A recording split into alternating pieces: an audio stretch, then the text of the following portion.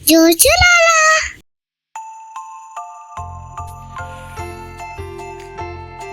ஜோவும் ஆர்வமுள்ள மேகமும். ஜோஷுலாலாவுக்கு வரவேற்கிறோம். இன்று ஜோ ஒரு ஆர்வமுள்ள மேகத்தை சந்திக்கிறாள். மேலும் ஏதோ மாயாஜாலமான ஒன்றை கற்றுக்கொள்கிறாள். ஒரு வெயில் காலையில் ஜோ வெளியே வந்தாள். அவள் மேலே பார்த்தாள். ஏதோ வேடிக்கையாக இருந்தது. அவள் தலைக்கு மேலே பெரிய கண்களுடன் ஒரு சிறிய மேகம் மிதந்து கொண்டிருந்தது. ஜோ சிரித்தாள். ஹாய் குட்டி மேகம், என்னை பின்தொடர்கிறாயா? ஏன் நீ எப்போதும் என் அருகில் இருக்கிறாய் என்று ஜோ கேட்டாள்.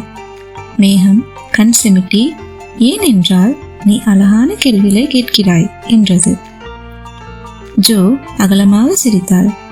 அவளுக்கு கேள்விகள் கேட்பது மிகவும் பிடிக்கும். ஜோ அவளுக்கு பிடித்த மரத்தின் கீழ் உட்கார்ந்து யோசிக்க ஆரம்பித்தாள்.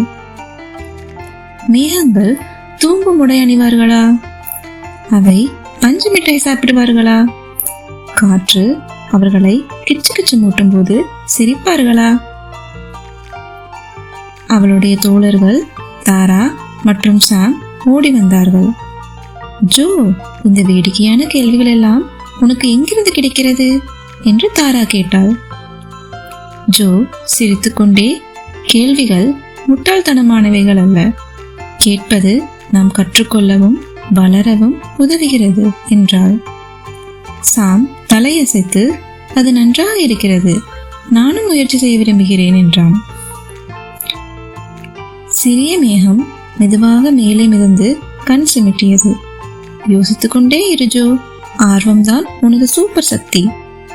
பிறகு அது வானத்தில் கரைந்தது. ஜோ கையை அசைத்து விடை கொடுத்துவிட்டு, எனக்கு எல்லா பதில்களும் கிடைக்கவில்லை, ஆனால் கேட்பது அருமை, நான் ஒருபோதும் யோசிப்பதை நிறுத்த மாட்டேன் என்று கிசுகிசுத்தாள்.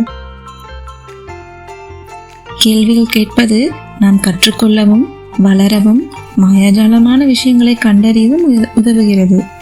ஆர்வம் இருப்பது நல்லது, ஏனென்றால் ஆர்வம் நம் உலகத்தை பெரிதாகவும் பிரகாசமாகவும் ஆக்குகிறது. ஜோவை போலவே ஆர்வமாக இருங்கள்.